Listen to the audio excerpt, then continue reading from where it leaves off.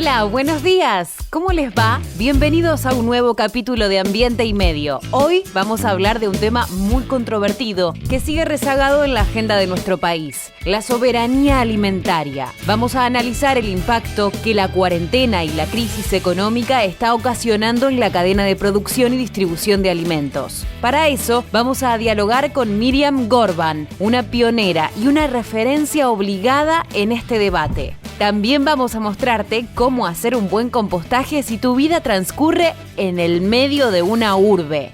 Y relacionado con esto, vamos a ver hasta dónde llega esta nueva tendencia que comenzó a observarse hace un tiempo en algunas ciudades. Hablamos del fenómeno de la creación de huertas orgánicas en espacios públicos como veredas, plazas o baldíos. Esta práctica tan innovadora ya cuenta con el apoyo de un proyecto de ley presentado hace poco ante el Congreso de la Nación. Por último, vamos a conversar con Leo Yasurlo, un productor musical a quien la cuarentena le cambió la vida y lo llevó a transformar absolutamente el rumbo de su negocio. Este artista decidió convertir un exitoso auditorio de shows musicales en un mercado agroecológico, en pleno corazón del conurbano bonaerense.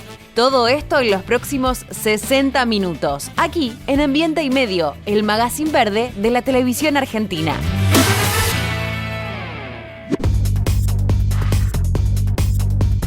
A medida que pasan las semanas, en el mundo crece la preocupación por los daños que el coronavirus sigue provocando.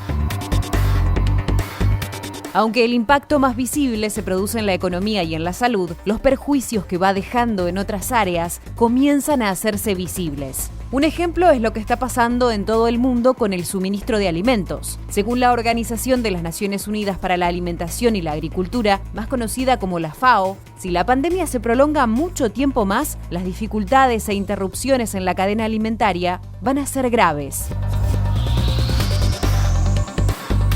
Apenas iniciada la pandemia, las compras compulsivas motivadas por el pánico colectivo encendieron la alarma. La falta de alimentos en las góndolas causó gran impacto.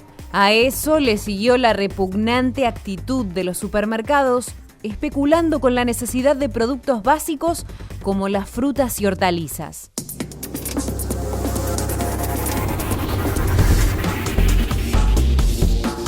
La expansión del coronavirus nos muestra la inestabilidad y la vulnerabilidad que tiene el actual sistema agroalimentario, incapaz de garantizar la comida a la población.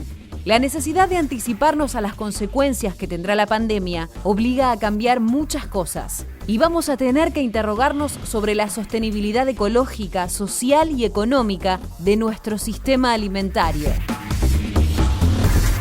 A esta altura son inevitables algunas medidas que aseguran un modelo de producción sustentable y soberano, que ponga el foco en el acceso al alimento y en el consumo de estación y de proximidad. Un modelo que pueda generar beneficios no solo en lo nutricional, sino también en lo económico y lo social. La pandemia definitivamente corrió el velo y hay que actuar. El medio ambiente no puede seguir pagando el precio de la codicia. Y la soberanía alimentaria no puede estar en juego en un país que hace más de un siglo produce y exporta alimentos. Buenos días, bienvenidos a una nueva emisión de Ambiente y Medio, el único programa de ecología de la televisión abierta argentina. Como siempre, los domingos a las 10 de la mañana estamos acá para compartir con ustedes distintas temáticas ambientales. Y hoy estamos para charlar y para conversar con Miriam Gorban. Ahora ya les voy a contar quién es Miriam Gorban para aquellos que no lo conocen, pero fundamentalmente me interesa contarles que desde hace algunos días la expresión soberanía alimentaria se puso de nuevo en la agenda pública. Se ha hablado mucho del tema de la soberanía alimentaria.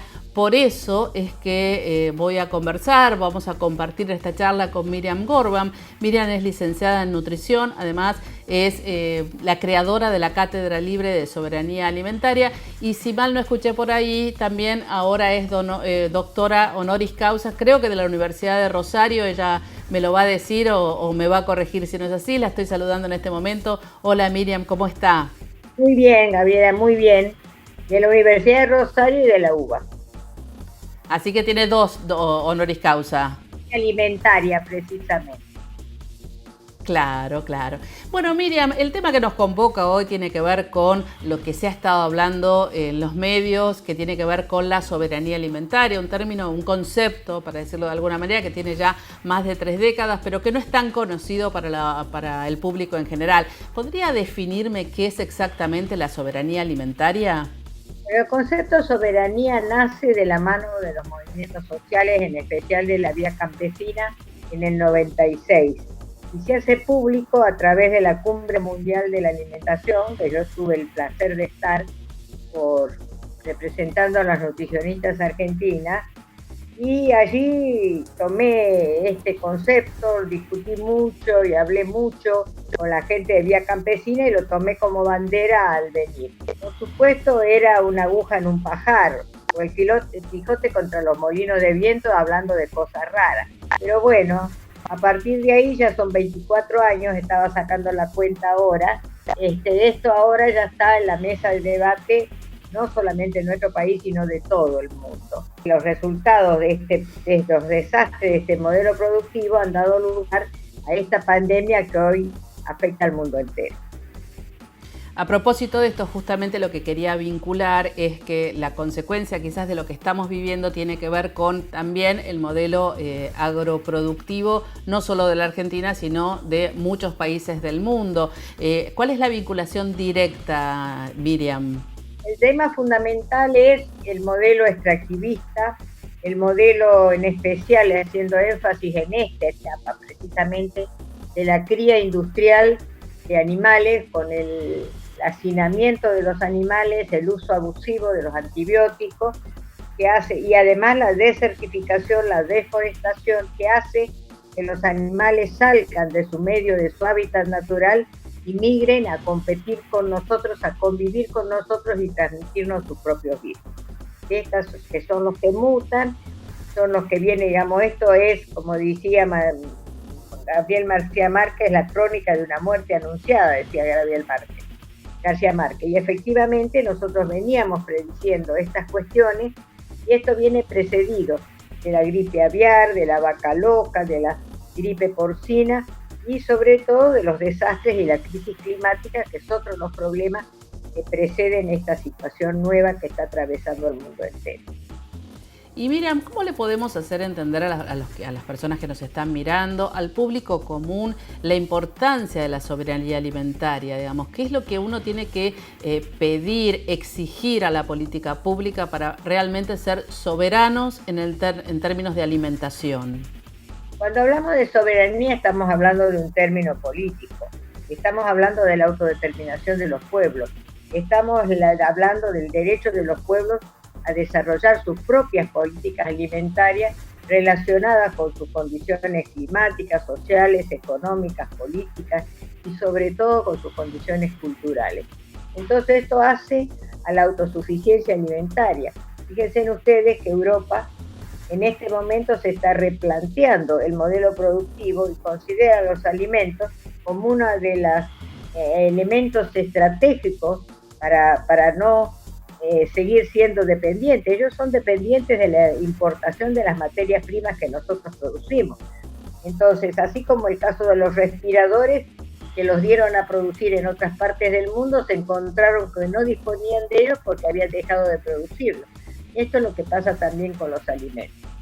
George Bush, miren quién, decía que un pueblo que no es capaz, una nación que no es capaz de producir los alimentos para su pueblo es una nación que tiene en riesgo su seguridad alimentaria porque es sumamente dependiente. Y es así.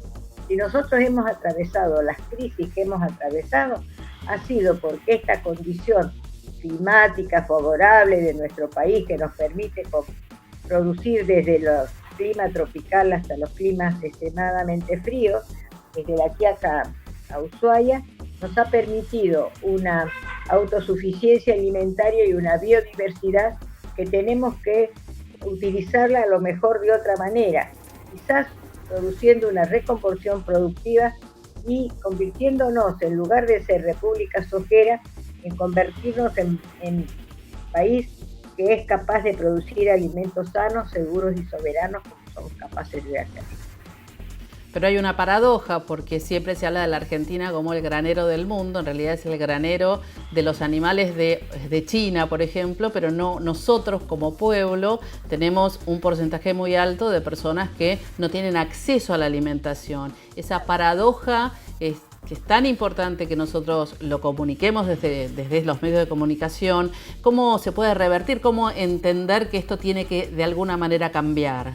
Exactamente, esto es el tema, porque cuando se llenan la boca de hablar de que producimos para 400 millones de personas y al mismo tiempo tenemos un plan de Argentina contra el hambre y el tercio de nuestra población en situaciones de dificultades de acceso a la alimentación, tenemos que plantearnos qué es lo que pasa. Y lo que nos pasa en realidad es que tenemos una concentración monopólica en la industria alimentaria desde la producción hasta la distribución y la comercialización de los alimentos en toda la línea. Vicentín es una de las empresas concentradoras y monopólicas que concentran, digamos, su producción o sus intereses en función de la especulación, y son los marcadores de precios que son los que influyen en gran medida en la tremenda inflación que tenemos, que no tiene justificación, pero además se agrega que el modelo productivo con agrotóxicos y con venenos hace que también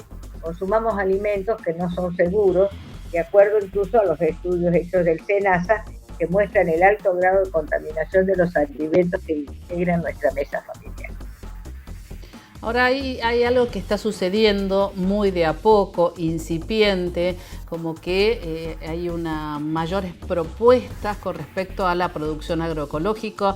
Quizás desde lo individual se ha visto durante esta pandemia, las personas están tendiendo o a la huerta en su hogar o a comprar alimentos agroecológicos, pero por supuesto esto desde lo individual no alcanza, tiene que ser desde la política pública. Entonces, ¿cuál sería una acción desde la política pública para romper lo que usted estaba diciendo y lograr realmente la soberanía alimentaria? Creo que algunos pasitos, aunque tímidos, se están dando en este sentido. Creo que lo más destacado está en el hecho de haber creado en el Ministerio de Agricultura la Dirección Nacional de Agroecología, nada menos que en manos de Eduardo Cerdá, que es el creador del RENAMA, de la red de municipios que están haciendo producción agroecológica, como en varias provincias, como Guaminí, como Gualeguaychú. Ese es el camino. Es decir, nosotros hablamos de esto que crece desde el pie, la autosuficiencia alimentaria desde los propios lugares de producción. Es decir, nosotros planteamos que en cada municipio tiene que haber un tambo, tiene que haber un matadero de faena artesanal para otros animales que no sean solamente vacunos. Planteamos criaderos de pollos para tener los huevos y las proteínas en nuestras manos. Planteamos el cinturón verde, es decir, planteamos, creo que Remo Bénica es el que lo dice, la posibilidad de crear 1 millón de chacras a lo largo y a lo ancho de nuestro país, repoblando el campo, repoblando pequeños pueblos donde se desarrolle esta producción sana, segura y soberana. Bueno, la última ahora sí, y ahora voy a apelar a su experiencia, que no es poca. ¿Usted cree que volveremos después de la pandemia mejores? Bueno, yo creo que hay algunas cosas que vamos a tener que mejorar, sobre todo valorar la educación y la salud pública desde ya en primer plano. Valorar a los equipos de otra manera, en el lugar que les corresponde a los equipos de salud, que están en la primera línea de fuego y que han perdido muchos de sus soldados en esta batalla. Vamos a tener que durante un tiempo largo, creo que el uso de los barbijos, el distanciamiento social, se va a producir, se va a seguir dando. Ahora, si vamos a ser mejores, y mejores es cambiar el modelo productivo. No va a ser fácil, no es sencillo, pero son cambios que se están dando en todo el mundo. Cuando yo veo las cosas que se plantean en Europa, cuando plantean el tema de la autosuficiencia alimentaria como un valor estratégico, estoy pensando que sí, esto va a mejorar. Bueno, el hecho de la influencia de este modelo no solamente en el cambio climático, sino en la producción de este tipo de pandemias, también nos tiene que hacer reflexionar. Bueno, acá veremos. Y veremos también cómo a nivel social y general, nosotros también tenemos que cambiar nuestra forma de consumo. El consumo racional, el consumo responsable, forma parte de estas tres patas. Nosotros hablamos de producción agroecológica, nosotros hablamos de costos, de precios justos para los productores, pero también de la última labor de la cadena que somos los consumidores, también hablamos de precios justos, pero también agregamos consumo responsable. No nos podemos comer el planeta. Esto creo que Exactamente. Exactamente, con esa frase final la despido, no nos podemos comer el planeta. La despido y le agradezco mucho, Miriam, esta comunicación, y en cualquier momento vamos a volver a charlar con usted. Muchísimas gracias, Miriam. Mucho gusto. Seguimos con más Ambiente y Medio. Quédate ahí porque en un ratito vamos a hablar sobre el fenómeno de la creación de huertas orgánicas en baldíos, veredas o en plazas. Una tendencia que se viene observando hace tiempo en algunas ciudades de la Argentina. Pero antes, entérate de la distinción internacional que acaba de recibir el Jardín Botánico de la Isla Victoria. Esta es la Isla Victoria, ubicada en el lago Nahuel Huapi, pleno corazón de la Patagonia Argentina. Hace exactamente 100 años fue fundado allí uno de los jardines botánicos más importantes del país y que hoy es una pieza fundamental en la tarea de producción de plantas nativas para la restauración de bosques. Esta institución acaba de recibir hace unos días un reconocimiento de carácter internacional. Tras una ardua selección, su arboreto ha sido nombrado por un programa de acreditación de enorme reputación mundial como Arboretum Nivel 1, la jerarquía más alta que se puede obtener en esta labor. Estamos, sumamente contentos porque esto nos abre básicamente muchísimas alternativas de cooperación técnica, científica y hasta financiera. Ya estamos analizando con algunas universidades la implantación de algunos cultivos experimentales para potenciar la investigación en el desarrollo forestal. También los productos que no son madereros del bosque, como los frutos, como las bayas, como los hongos. Abrir esto a un espacio de un estudio integral de la naturaleza. Todo lo que es el Jardín Botánico, Isla Victoria y el Arboretum contienen un vivero que se encarga de rescatar la biodiversidad de nuestra flora nativa y poder propagarla para acciones de restauración, de cuidado del ambiente, de recuperación de lugares que se han incendiado o fueron degradados. Así que también un poco el propósito es la propagación, no solamente la colección. Y en este sentido, estamos trabajando muy contentos y muy conformes con esta distinción que hemos recibido.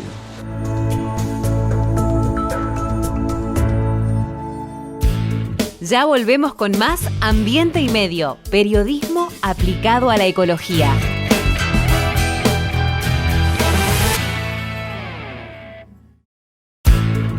Seguimos con más Ambiente y Medio, periodismo al natural.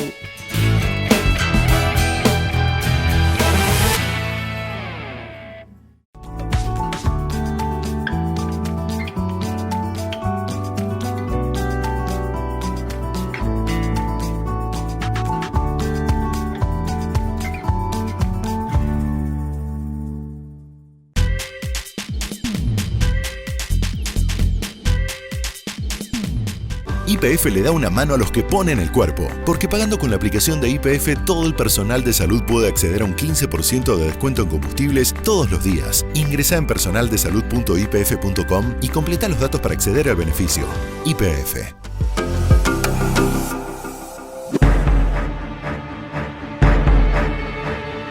El tema de los agrotóxicos, no solo en Argentina, sino en todo el mundo, se ha vuelto un tema central. No solo por los daños que causan al medio ambiente, sino también por sus consecuencias en materia de salud, porque, en definitiva, son esos los alimentos envenenados que luego nos comemos. Anualmente, en el mundo, se intoxican alrededor de 3 millones de personas al año por estar en contacto con agrotóxicos, provocando más de 200.000 muertes al año.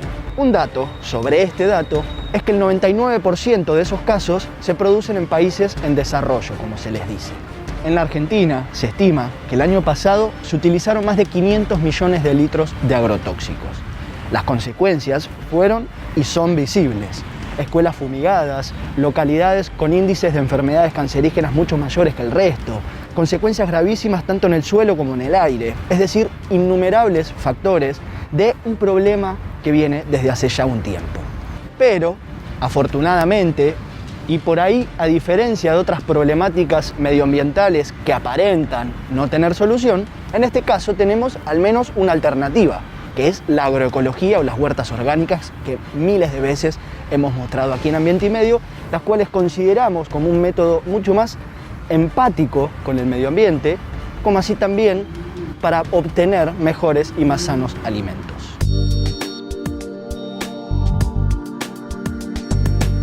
Siempre hemos mostrado aquí en Ambiente y Medio la manera colectiva de producir agroecológicamente, es decir, a través de organizaciones como UTT o demás cooperativas que lo que buscan es acercar la agroecología hacia el consumidor y comercializar esos productos. Está también la manera individual de hacerlo a través de huertas en nuestras casas, por ejemplo, y también está la manera comunitaria.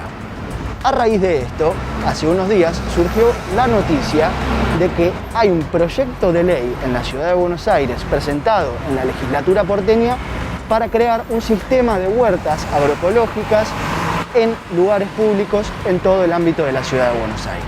Lo que se busca con este proyecto de ley es que demás huertas en plazas, canteros, parques y demás lugares públicos puedan funcionar como fuentes concretas de alimento para los diferentes barrios y también como promotores de enseñanza sobre cómo producir en terrazas, balcones, patios y demás. Lo que se busca con este proyecto es una política pública que propicie el uso racional del suelo, la integración social entre los diferentes actores y vecinos de los barrios, el desarrollo local, la soberanía alimentaria, es decir, cosas fundamentales. Todo esto también en un contexto de emergencia alimentaria donde hay que visibilizar el alimento y qué mejor que hacerlo a través de huertas de carácter público y agroecológico. Estamos en una huerta pública en el barrio de Chacarita, donde los vecinos van produciendo sus diferentes alimentos y recolectándolos mismos desde acá, de estos neumáticos que funcionan como macetas.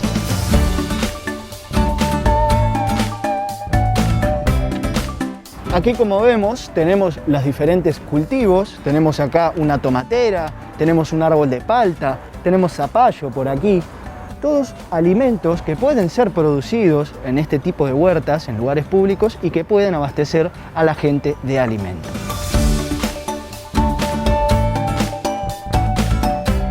Para profundizar sobre esto, quisimos hablar con un protagonista, como siempre nos interesa. Y para eso hablamos con Carlos Briganti, uno de los referentes de El Reciclador Urbano, una cooperativa de reciclaje, y también uno de los impulsores de este proyecto de ley. Y le preguntamos para él cuál es la importancia que tiene, sobre todo para la sociedad, este proyecto. Bueno, para hablar de esta posible ley, tenemos que situarnos en cuál es la problemática que tenemos hoy los huerteros y las huerteras que estamos traccionando en distintos ámbitos de la República Argentina. El problema fundamental es que cuando uno prepara un terreno baldío, un espacio que está lleno de basura, lo prepara, resulta que le lleva mucho trabajo eso y en un par de años por ahí te desalojan. Entonces, este marco regulatorio que vendría a ser esta ley nos daría a nosotros una especie de cierta tranquilidad y una especie de reivindicación de lo que es esta actividad de practicar las huertas en espacios públicos. Por eso creemos que la huerta agroecológica pública significa prácticas de buen vivir demostrativas en una plaza pública. Obviamente en una plaza pública se concentra un grupo etario muy amplio donde se puede visibilizar la problemática del alimento. Son públicas, agroecológicas, es decir, sin ningún tipo de veneno ni pesticida. Creemos que es una buena ley madre como para implementar en toda la República Argentina. Ojalá nuestros legisladores la aprueben. Una linda iniciativa, indudablemente, que ojalá pueda prosperar y así replicarse en todas las plazas y parques y lugares públicos de todo el país. Lo que podrá permitir ver de dónde proviene el alimento trabajando comunitariamente.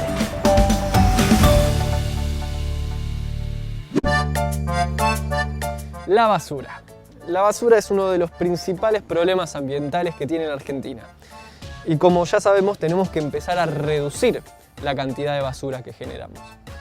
Una de las grandes formas para reducir la basura es haciendo compost. Yo ya les expliqué cómo hacer compost en sus casas, porque el 50% de la basura es material orgánico. Y si no te animás a hacer compost por el motivo que sea en tu casa, porque no tenés jardín, porque no tenés terraza, patio, lo que fuere, o las mosquitas, o el olor te da miedo, no importa. Mirá esta belleza. Esta belleza es una compostera barrial. ¿Qué significa? Muy sencillo, que vos cuando separás los residuos en origen en tu casa y vas a tirar la basura ahí, tirás los materiales orgánicos acá. Esto es muy sencillo cómo funciona.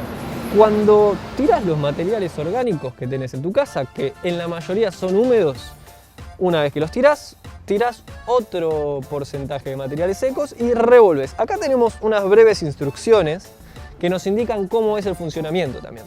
Al ser grande podemos tirar mucho, es decir que hay muchas familias del barrio involucradas en esta compostera y después de 4 meses se cosecha el humus. También tienen algunas cadenas que forman parte de un método anti-vandalización para que los vivos que pasen y que quieran contaminar nuestro compost no lo puedan hacer. Cuando esta está llena, activamos otra del otro lado. Esta la dejamos reposando y empezamos a tirar en la que va a venir de este lado. Algo importante, como se tira mucho material, esto se va a llenar muy rápido, pero al cabo de unas horas vamos a ver cómo baja. Baja porque se compacta, porque empieza el proceso y empieza a perder volumen. Podemos ver acá también que la tierra está húmeda del cantero. Eso es por los lixiviados. Eso significa que abajo está agujereada y eso está muy bien. Así que ya saben, para compostar ya no tienen excusas, lo pueden hacer en la vereda de sus casas como esta alternativa súper interesante que estamos viendo hoy en día.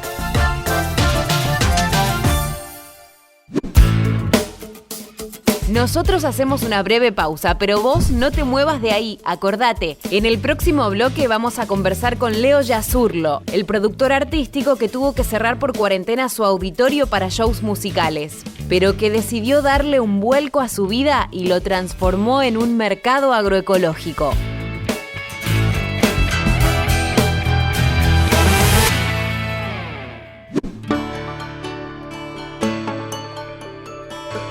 El mono carayá es el primate más grande de América.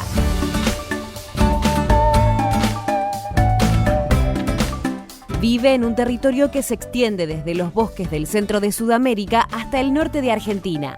Por el potente sonido que emite se lo conoce también como mono aullador. Su situación como especie es crítica, como resultado de la caza ilegal promovida por el mascotismo y por la pérdida de hábitat que provoca la deforestación.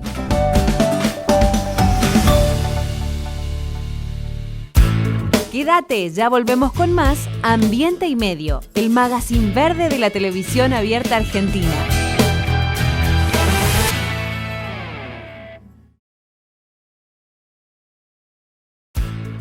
Seguimos con más Ambiente y Medio, periodismo en perfecto estado de conservación.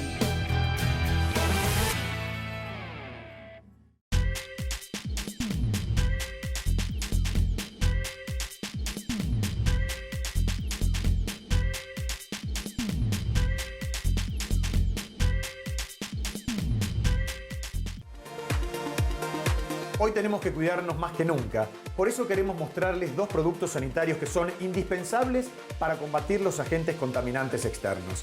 Las mamparas encastrables de fácil instalación y las máscaras faciales, ambas opciones altamente resistentes y pensadas para el momento, con acrílico o policarbonato compacto. Lo podés conseguir en Polilux, variedad de planchas plásticas para la construcción, remodelación, diseño y arquitectura. Ubícalos en Cava, Pilar y Rosario. Grupo Petersen, desde 1920, construyendo el país. Cuando elegís papel Ledesma, elegís un consumo responsable. Porque nuestro papel se elabora a partir de la caña de azúcar, un cultivo renovable año a año. Elegí Ledesma, elegí cuidar el ambiente.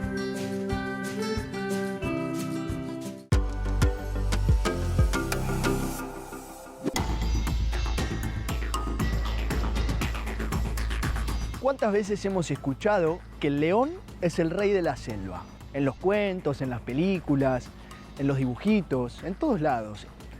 Lo es en África, indudablemente, en la sabana africana, el rey león.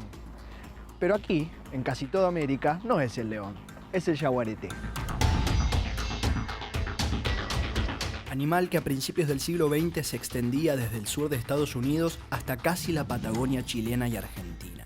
Hoy, gracias al comercio y a la cacería, su hábitat natural se ve reducido en más de un 95%, por motivos de urbanización, desmonte y principalmente por no valorar el rol del yaguareté dentro de la estructura animal.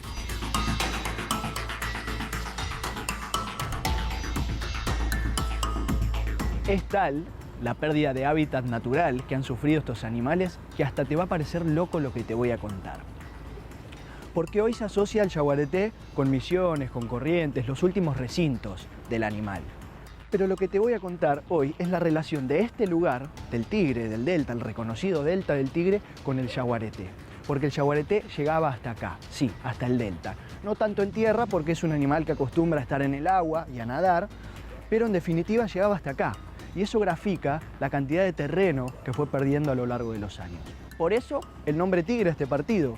Por eso el logo que vemos en casi todos los rincones de este partido también.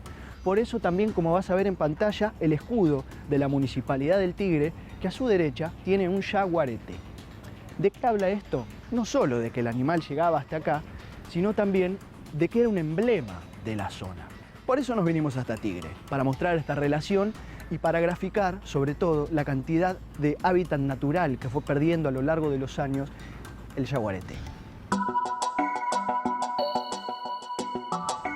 Pero no solamente nos vinimos a Tigre, también estuvimos en Misiones, donde se está gestando un programa de convivencia entre personas, yaguareté y ganado, a manos de la Fundación Red Yaguareté y Naciones Unidas para el Desarrollo. ¿Para qué? Justamente para lograr un equilibrio entre las especies, con un programa innovador que lo que busca es evitar que los yaguaretés ataquen al ganado y que los ganaderos ataquen al yaguareté por atacar su ganado.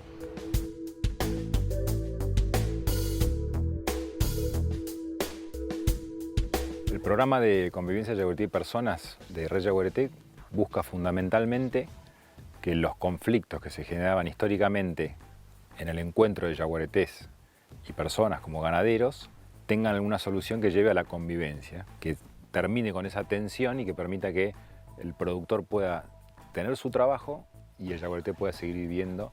Históricamente lo que pasaba era que cuando un yaguareté atacaba vacas, el productor, como represalia para defenderse, mataba al yaguareté.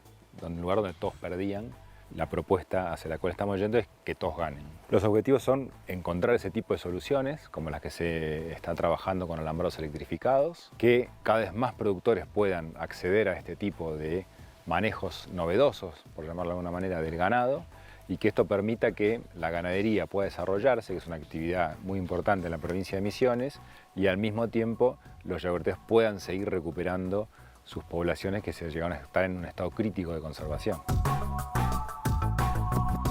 La pantera onca, el nombre científico que recibe el yaguareté, es un animal capaz de llegar hasta los 100 kilogramos de peso y 2 metros de longitud. Claramente estamos hablando del verdadero rey de la selva, al menos la de América. Son animales que han sufrido a lo largo de muchos años, casi siglos, de explotación por parte del hombre, aunque esta explotación no fue siempre igual. Por ejemplo, en el siglo XIX, solo desde Buenos Aires, se registraron exportaciones de más de 2.000 cueros hacia Europa. Es decir, que se los cazaba con un propósito comercial, generando que ya en 1925 en La Pampa estuviera extinto. Hoy, como vimos, el problema es otro, más propio no tanto de sacarle rédito al animal, sino más bien del nombre del programa que hoy estamos abarcando, el problema de convivencia. Esto es un cerco que está adaptado para recibir una carga eléctrica, ¿no? De pulsos, no es una corriente continua. Hay un panel solar que recibe energía, carga una batería y de ahí transmite al alambre. Estos hilos todos tienen un pulso eléctrico. Esto es un camino vecinal que da al Parque Provincial Salto Encantado y los terneros que están adentro de este corral pastan y cuando un yaguareté, por ejemplo, quiere ingresar, al tocar, yo no lo puedo tocar ahora porque está con electricidad, al tocar recibe una patada que no lo lastima, pero lo ahuyenta. Entonces lo que hace es, empieza por una cuestión de condicionamiento a dejar de ingresar al corral. Nosotros somos una fundación y nos financiamos con el aporte de socios individuales y en este caso en particular, que era un proyecto más grande, bastante más ambicioso y con más costos, tuvimos una financiación del PPD que fue la que nos permitió despegar y llevar esto a unas dimensiones mucho más grandes de las que originalmente se habían encarado. El programa de pequeñas donaciones es un programa corporativo del Fondo para el Medio Ambiente Mundial de Naciones Unidas, implementado por el Programa de Naciones Unidas para el Desarrollo, el PNUD. Es un programa que se creó en el año 1992 en la Cumbre de Río, bajo el lema Pensar globalmente, actuar localmente. Es decir, lo que se busca son que proyectos de organizaciones de la sociedad civil brinden impacto local a problemáticas ambientales globales, como puede ser la biodiversidad, el cambio climático. La población de yaguareté se redujo por diversas causas, pero la principal es la cacería, siempre fue la cacería. De muchas regiones, la modificación de ambientes como este, lo que hizo fue entrar justamente en ese conflicto de mata vacas, matan yaguaretés.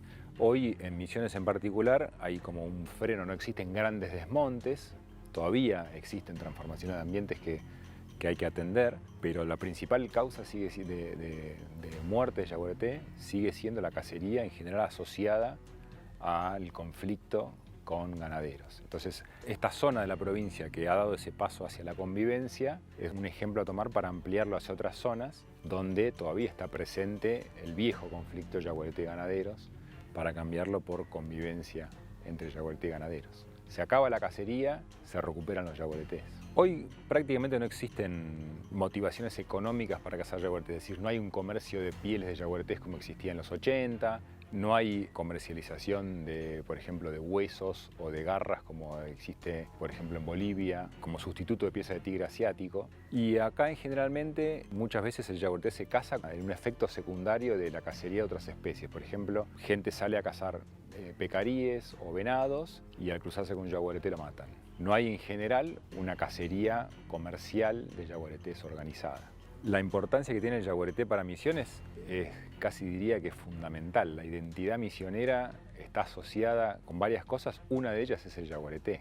De hecho, cuando uno menciona yaguareté en casi cualquier lugar de Argentina, enseguida asocia con Misiones. Entonces, perder al yaguareté, más allá de las implicaciones biológicas que tiene para un ecosistema perder a su máximo predador, sería perder una de las grandes joyas que tiene Misiones y por ende la Argentina, ¿no? Porque es el mayor felino del continente, cada vez hay más personas que están interesadas en el yaguareté, que pudieran empezar a apreciar la belleza del yaguareté. Perder el yaguareté sería perder una enorme parte de la identidad misionera y argentina también.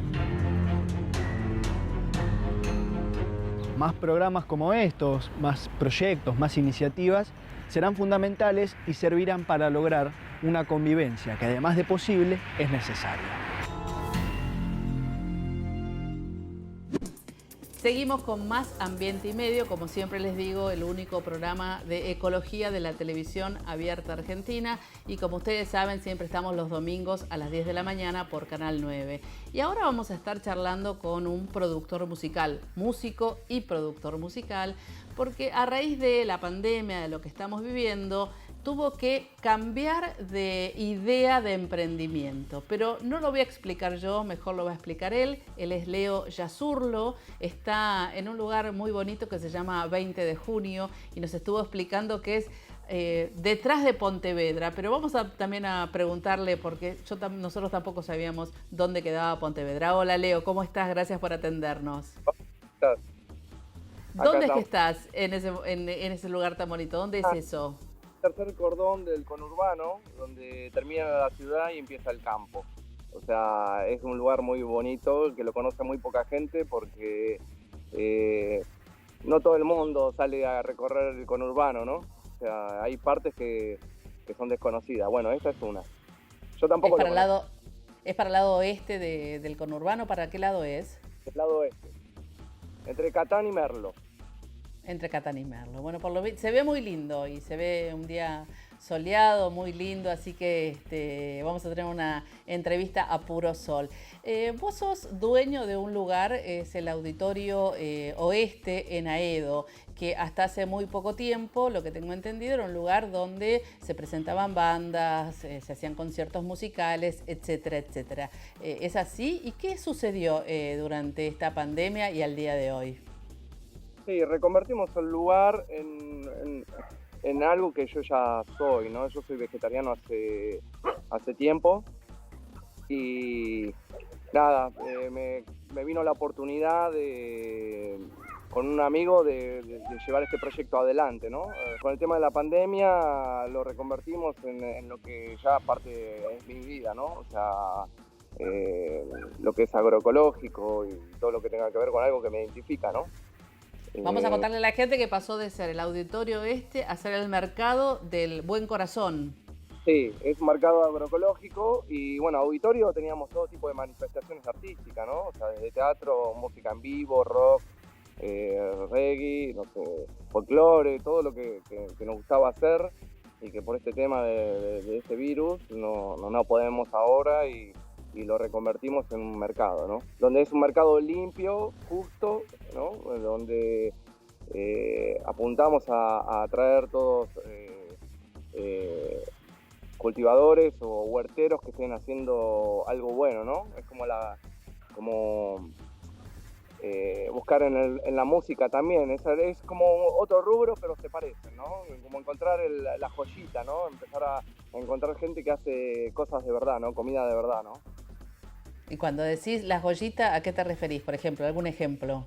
Ponele, nos estamos yendo a las huertas a conocer a los que hacen las verduras y empezás a ver que tienen, no sé, la mejor zanahoria y que no la tiene cualquiera, entonces como que empezás a descubrir esas perlas, ¿no? De gente que tiene, no sé si sería la palabra detalles, sí, detalles a la hora de cultivar y cuidados, no envenenan con agrotóxicos ni nada, ¿no? Por ejemplo, vino una cúrcuma de Misiones y un jengibre y te das cuenta que el que lo hace, Butter se llama la marca. Cómo le ponen el cuidado, ¿no? Un jengibre húmedo, lo probás y tiene mucho picor, o sea, te das cuenta en lo que es las texturas y en el olor y en el producto en sí, ¿no? La calidad final que tiene el producto. Hace muy poco que abrieron, digamos, es nuevo, digamos, ahora como, si no tengo mal entendido, ponele hace un mes. ¿Cómo fue este recibimiento por parte de los consumidores? Mirá, este es el sábado pasado fue el segundo sábado que abrimos y vamos en escalada, o sea, cada vez está viniendo más gente y como te digo que estamos poniendo ojo a tener esas perlitas como, no sé, el mejor jengibre, la mejor cúrcuma, buenas verduras. Esto es un boca en boca, cada vez va a convocar más gente, ¿no? Bien, ¿y hay algún tipo de acción cultural además en el ámbito del auditorio o digamos, mejor del mercado del Buen Corazón?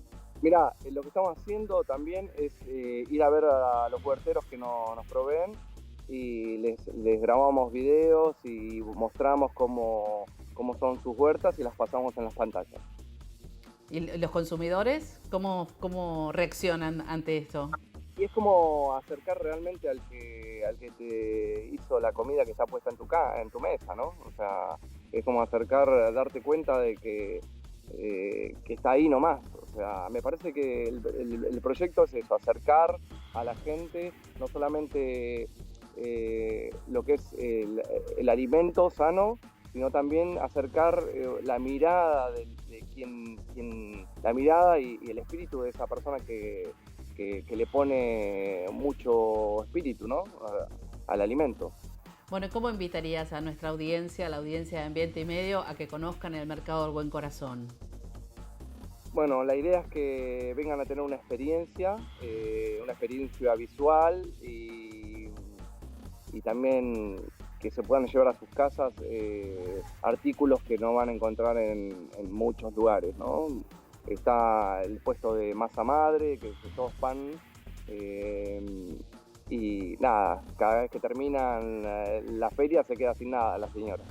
Así que hay un montón de cosas muy lindas para poder llevarse a su casa, ¿no? Muy ricas y sabrosas y sanas, ¿no? Y durante este periodo de pandemia, por supuesto, con aislamiento y con cuidado, digamos, con distanciamiento, mejor esa es la palabra. A poco, este sábado hubo más volumen y en un momento se estaban amuchando y bueno, ahí tenemos que accionar nosotros del mercado para que la gente no se olvide de que hay que cuidarnos, ¿no? Bueno, Leo, te agradezco mucho esta entrevista y en cualquier momento vamos a ir con las cámaras de Ambiente y Medio para conocer el mercado del Buen Corazón y bueno, seguir disfrutando de ese lugar tan precioso que tenés y de este día tan soleado. Dale, gracias por la entrevista y que cuando quieran acercarse, estamos ahí todos los sábados de 9 a 16 horas. Bueno, muchísimas gracias, Leo, y los invito a todos a que conozcan el mercado del Buen Corazón y nosotros seguimos con más Ambiente y Medio. Gracias. Ricardo Darín. ¿Qué tiene que ver Ricardo Darín en todo esto? Te estarás preguntando. Bueno, cuestión que yo lo dije y te lo imaginaste, lo pudiste ver en tu cabeza. Podés escuchar su voz y ¿sabés qué? De eso se trata, de que puedas escuchar su voz, porque Ricardo Darín es el narrador de Yaguareté, La Última Frontera, un documental de Marcelo Viñas estrenado en 2014 que nos advierte sobre el peligro que corre el Yaguareté por la tala indiscriminada, por el avance de las unidades agropecuarias. También hay científicos, hay guardaparques, hay conservacionistas que nos ayudan a explicar cómo hacen para conservar esta especie emblemática. Así que ya sabes, si querés saber más de este problema, te invito a que veas Yaguareté, La Última Frontera. Está libre para que lo veas en internet. Y por otra parte, si tenés ganas de volver a ver este programa, lo podés ver completo en YouTube. Y también te invito a que nos sigas en las redes, @Fundación Ambiente y Medio. Adiós.